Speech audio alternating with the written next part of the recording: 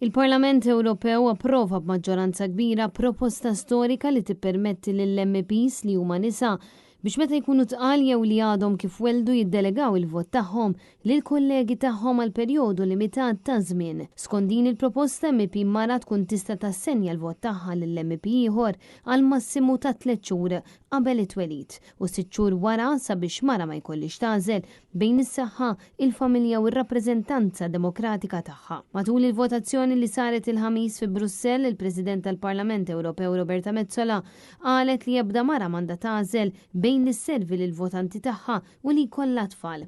Il-President tal-Parlament Ewropew Roberta Metsola qalet li dawn ir-riżoluzzjonijiet jirriflettu żminijiet tal-lum. Din ir-riżoluzzjoni storika kellha appoġġ ta' 605 voti favur u 30 kontra, waqt li 5 astjenew.